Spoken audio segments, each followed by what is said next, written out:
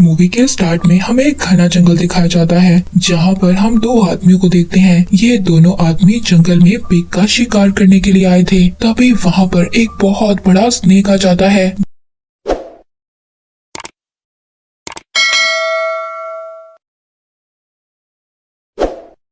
इसको मेगा बुआ स्नेक भी कहा जाता है। वो आकर इन दोनों आदमियों में से एक को पकड़कर खा जाता है। दूसरा साथी जिसका नाम वॉकिन था वो वहाँ से अपनी जान बचाकर भाग रहा था। वॉकिन किसी तरह से भागता हुआ बीच पर पहुँच गया था, जहाँ पर जाकर वो देखता है कि उसकी बोट वहाँ पर टूट चुकी थी, मगर अभी भी मेगा बुआ स्नेक उसका पीछा कर रहा था। नेक्स्ट सीन में हमें इसी जंगल में एक हेलीकॉप्टर आता हुआ दिखाई देता है। इस हेलीकॉप्टर में एक रिसर्च की टीम थी। इस टीम में टोटल 6 लोग थे और इनकी टीम को एक डॉक्टर लीड कर रहे थे। ये टीम वहाँ पर कैंप लगाती है और रात को बैठकर जब ये बातें कर रहे थे तभी वहाँ पर वही आदमी वॉक इन आ जाता है। इनकी टीम में जो एक लड़की थी वो उस पर गन पॉइंट कर लेती है। वो आदमी आकर इनको सारी कहानी बताता है कि उसके साथ जंगल में क्या क्या हुआ, मगर यहाँ पर ये आदमी इन सब लोगों को उस मेगा बुआ स्नेक के बारे में बिल्कुल भी कुछ नहीं बताता कि वो साइज में कितना ज्यादा बड़ा है और वो एक झटके में ही एक आदमी को पूरा निकल जाता है। यहाँ पर डॉक्टर उस आदमी वॉकिन से कहते हैं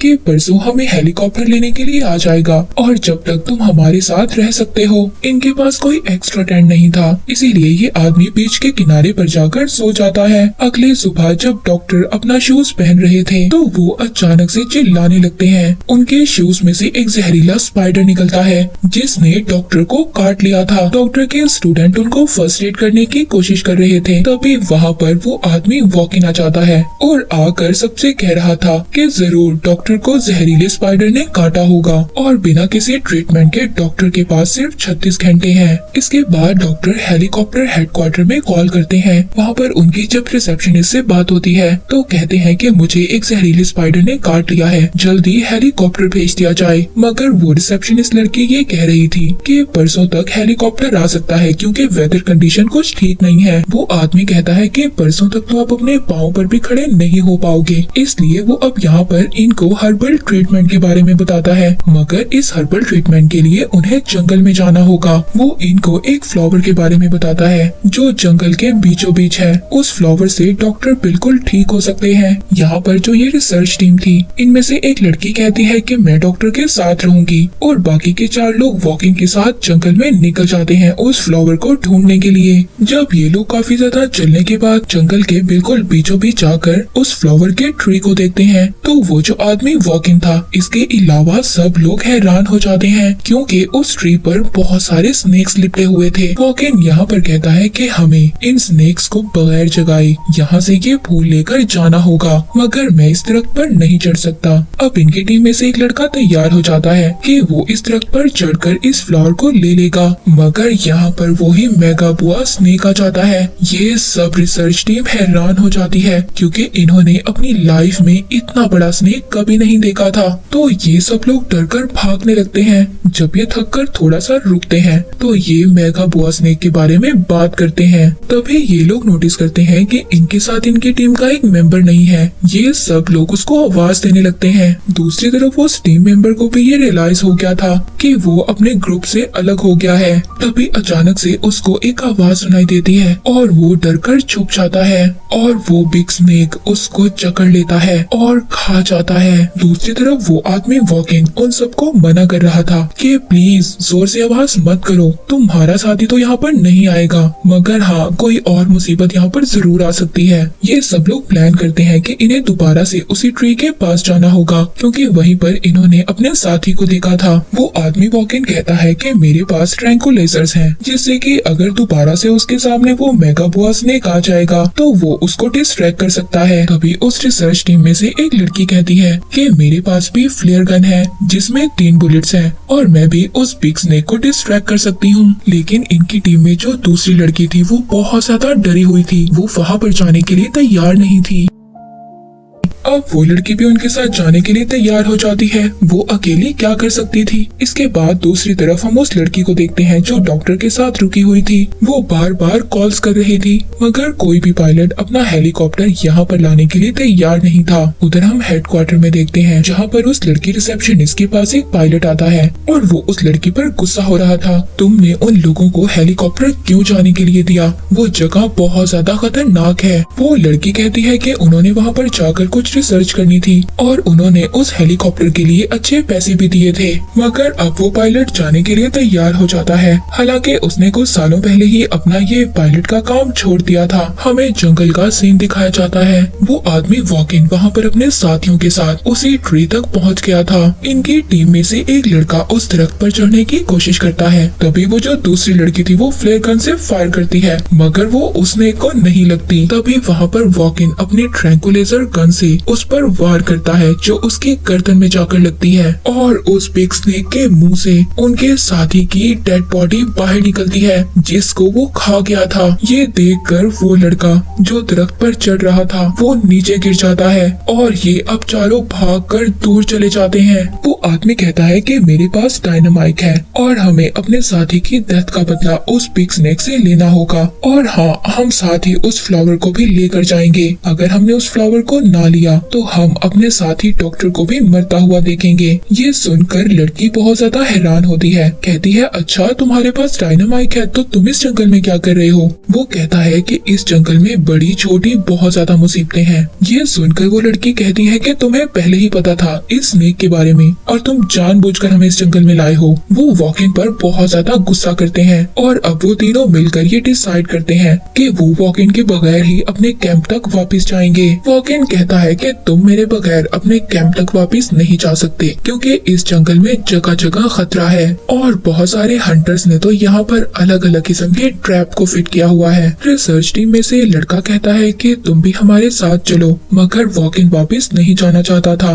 वो तो उस बिग स्नेक को मारकर अपना नाम मनवाना चाहता था कि उसने उस बिग स्नेक को पकड़कर मार दिया। वो इस काम के लिए उन तीनों से भी हेल्प मांगता है मगर वो तीनों उसको यहाँ पर छोड़कर अपने कैंप के लिए निकल जाते हैं। तो वॉकिन कहता है कि तुम तीनों के पास 1 घंटे का टाइम है और मैं जानता हूँ कि 1 घंटे के बाद तुम लोग वापस आ जाओगे मुझसे मदद मांगने के लिए। दूसरी तरफ डॉक्टर जो अपनी टीम की एक मेंबर लड़की के साथ रुके हुए थे वो वहाँ पर उस लड़की से कहते हैं कि मैंने आसमान पर एक फ्लेयर को देखा है। तो वो लड़की अपना ड्रोन कैमरा उड़ाकर जब चेक करती है तो उसे सब कुछ नॉर्मल नजर आता है मगर तभी अचानक उसको उसके कैमरे में वो ही बिग स्नेक नजर आ जाता है। दूसरी तरफ वो तीनों जो जंगल में वॉकिन के बगैर ही आगे बढ़ रहे थे तभी उनको आगे बहुत सारे स्नेक्स नजर आते हैं जो वहाँ दरख्तों पर लिपटे हुए थे। वो बहुत बड़े बड़े स्नेक्स थे और इनको रास्ते में बहुत सारे ट्रैप्स भी नजर आते हैं। अब ये वापस भागते हैं और ये लोग दोबारा से वॉकिन के पास आ गए थे। अब वो जो रिसर्च टीम में से लड़का था उसके पाँव पर तो चोट लग गई थी।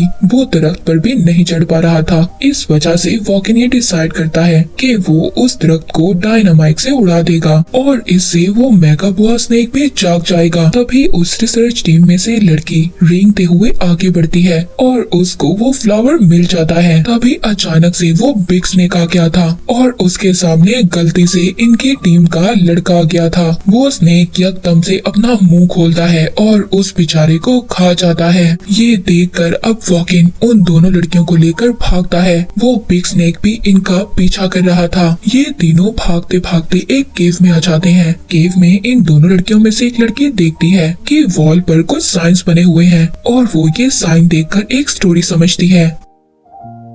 तो ये स्टोरी समझकर इसको पता चलता है जब वो बिग स्नेक अपनी स्किन को छोड़ देता है तब कबीले वाले इस पर अटैक किया करते थे और इन स्नेक्स को मार देते थे। पर तभी उस केव में अचानक से छोटे छोटे स्पाइडर्स और उनके साथ एक बड़ी स्पाइडर भी थी जो इनका पीछा करने लगती है। इस पर जिस लड़की के पास फ्लेयर गन थी वो इस स्पाइडर पर अटैक करती है और उसकी बॉडी में आग लगा देती है। इसके बावजूद वो स्पाइडर इनका पीछा करते हुए केव से बाहर आ गई थी मगर वहाँ पर बिग स्नेक भी था जो उस स्पाइडर के आगे आ गया था। इस स्पाइडर और बिग स्नेक के दरमियान में फाइट हो जाती है। इस बात का फायदा उठाकर वॉकिन उन दोनों लड़कियों को लेकर भाग जाता है। ये लोग भागकर जब आगे बढ़ते हैं तो इनको 1956 के जमाने की एक पुरानी लैब नजर आती है। उस लैब के बाहर एक केमिकल का तालाब था। वॉकिन इन दोनों लड़कियों को बता रहा था कि अगर कोई गलती से भी इस तालाब के अंदर गिर गया तो उसकी पूरी स्किन उतर जाएगी। दूसरी तरफ डॉक्टर भी अपने साथ उस लड़की को लेकर बेस कैंप से बाहर निकल गए थे।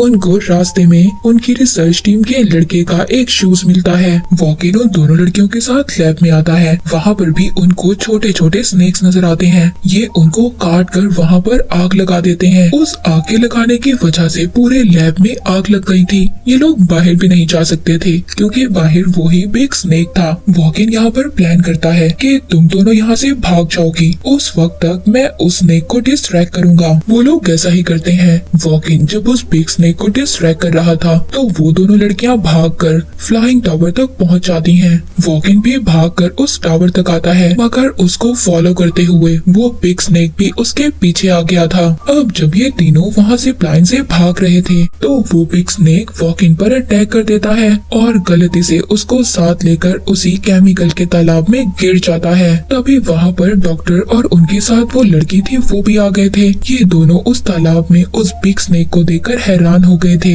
तभी ये अपनी रिसर्च टीम की दोनों लड़कियों को भी देख लेते हैं और उनको बुलाने की कोशिश करते हैं, लेकिन उनकी खुशी ज्यादा देर तक नहीं टिक पाती क्योंकि वो बिग स्नेक बगैर स्किन के ही उस तालाब से बाहर आ गया था। वो डॉक्टर पर अटैक करने के लिए बढ़ता है मगर तभी जो रिसर्च टीम की लड़की थी जिसने केव में स्टोरी को पढ़ा था उसको उस केव की स्टोरी याद आ जाती है कि कैसे जब इस मेगाबुआ स्नेक की स्किन रिमूव हो जाती है तो कबीले वाले इसको मार देते थे। अब ये दोनों लड़कियां मिलकर उस स्नेक पर अटैक करती हैं जिससे कि उसकी स्किन कटने लगती है। वो स्नेक गुस्से में आ गया था और वो तभी एक लड़की को खा जाता है मगर वो लड़की उसके मुंह में जाकर उसको नाइफ से स्टैब कर देती है। वो उसके दिमाग पर वार करती है जिससे कि वो मेगाबुआ स्नेक मर गया था और वो लड़की किसी न किसी तरह बाहर आ जाती है। पर तभी वो तीनों लड़कियां देखती हैं कि डॉक्टर की हालत खराब हो रही थी। उसको वो जो ऑर्चिड फ्लावर मिला था वो पीस कर डॉक्टर को खिला देती है जिससे कि डॉक्टर को थोड़ा सा आराम मिल जाता है। तभी हम देखते हैं वो पायलट हेलीकॉप्टर ले आया था जिसने लड़की से कहा था कि मैं उनकी हेल्प के लिए जरूर जाऊंगा और वो चारों जिंदा इस आइलैंड से निकल गए थे। वो हेलीकॉप्टर में बैठकर चले जाते हैं मगर उनकी टीम 6 लोगों की थी जिसमें से सिर्फ 4 लोग रह गए थे और 2 को वो बिग बुआ स्नेक खा गया था। मगर इस आइलैंड पर से इनके जाने के बाद वहाँ पर एक और बिग बुआ स्नेक आ गया था और वो डेड स्नेक की बॉडी को निगल जाता है। ये मूवी यहीं पर एंड हो जाती है।